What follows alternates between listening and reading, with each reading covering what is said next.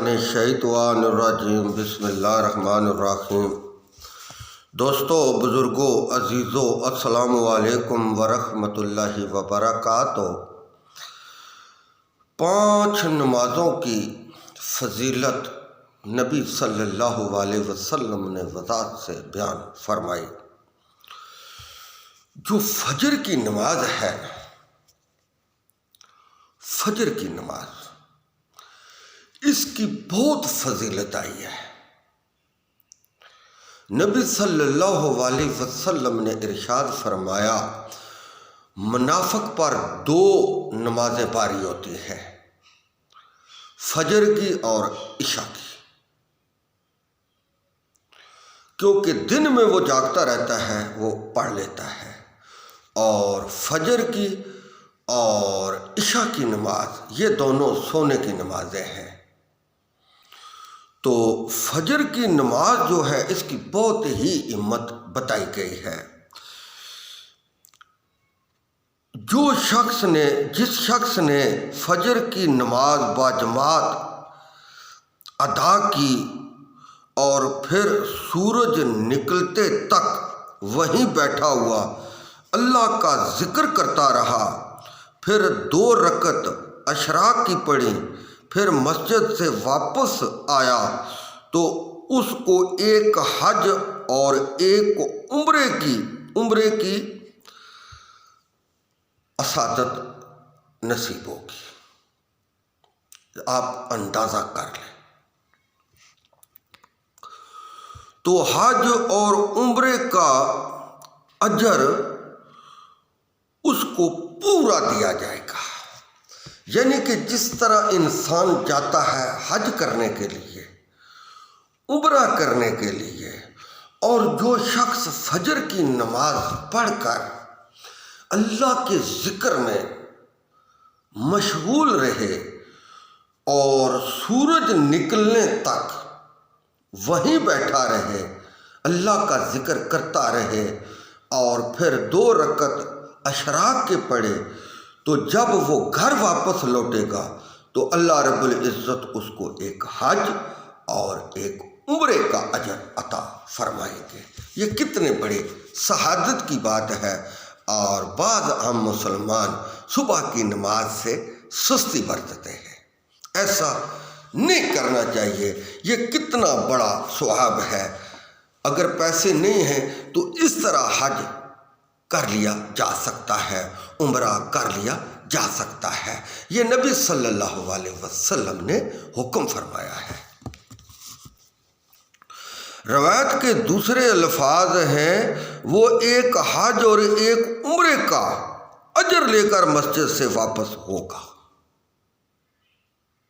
یہ کتنی بڑی سعادت کی بات ہے کہ گھر بیٹھے سویا رہے اور فجر کی نماز نہ پڑھے۔ یہ عادت بنانی چاہیے۔ ایک صبح اٹھنے سے انسان کے بدن میں طاقت آ جاتی ہے، توانائی آ جاتی ہے، نظر تیز ہوتی ہے، اور اس کا معدہ ٹھیک ہوتا ہے، اور اس کو بلڈ پریشر سے وہ محفوظ رہتا ہے، شوگر سے محفوظ رہتا ہے، جو صبح سویرے اٹھتا ہے، ہارٹ اٹیک سے محفوظ رہتا ہے۔ تو اس کے دماغ میں اللہ کا ذکر رچ جاتا ہے، دنیا کی فکر اس سے ہٹ جاتی ہے۔ دنیا کی جو سوچ ہے یہ انسان کو بیمار کر دیتی ہے، اور اللہ کا غم، اللہ کی سوچ، آخرت کا غم، آخرت کی سوچ، آخرت کی تیاری انسان کے بدن کو تیاری کرتی ہے۔ جتنا انسان غم کرتا ہے اتنا ہی اس کا دل طاقت ور ہوتا ہے، اور جو شخص دنیا کا غم کرتا ہے وہ بیمار ہو جاتا ہے۔ اللہ کی یاد میں اللہ کا غم، اللہ کا ڈر دل میں رکھے تو اس کے دل کو تقویت ملتی ہے، اور جو دنیا کا غم، مال دولت کا غم اور طرح طرح کے غم، اس کو وہ دل کمزور کر دیتی ہیں، اور وہ انسان بیمار ہو جاتا ہے۔ جو صبح نہیں اٹھتا یقیناً اس کی نظر میں کمی آ جاتی ہے، اس کے بدن میں طاقت کم ہو جاتی ہے، اس کو بیماریاں گھیر لیتی ہیں۔ کئی ہمارے ایسے بھی نوجوان یا بڈھیڑ یا جو ضرورت سے زیادہ کھا لیتے ہیں۔ جب انسان صبح اٹھتا ہے، شام کو روٹی کھاتا ہے، تو شام کی جو روٹی ہے، نماز پڑھتا ہے، پھرتا ٹرتا ہے، وضو کرتا ہے، تو اس کی روٹی ہضم ہو جاتی ہے، کئی بیماریوں سے وہ بچ جاتا ہے۔ جو کھانا کھا کے سو جاتا ہے، اکثر لوگ بیمار ہو جاتے ہیں۔ تو اس سے بچنا چاہیے، عشاء کی نماز پڑھ کے سونا چاہیے، اور فجر کی نماز پڑھنے کے لیے انسان کو اٹھنا چاہیے۔ تو یہ انسان کو صبح ضرور ایک کوئی نہ کوئی اشارہ مل جاتا ہے، کسی طرح کا بھی اشارہ ہو، اٹھ بھائی نماز پڑھ، لیکن ہم سستی برتتے ہیں، اور سستی نہیں برتنی چاہیے۔ جب حضرت آدم علیہ السلام جنت سے زمین پر آئے تو 3 سال تک اللہ رب العزت کی طرف دیکھا نہیں، آسمان کی طرف دیکھا نہیں،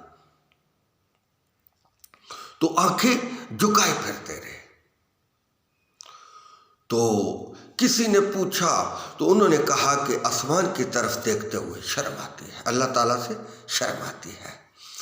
تو کہتے ہیں کہ اتنے روئے کہ زمین، وہ جہاں روئے تھے وہاں ایک آنسوؤں کی نہر جاری ہوئی، اور اس نہر کے آس پاس درخت جوان ہو گئے۔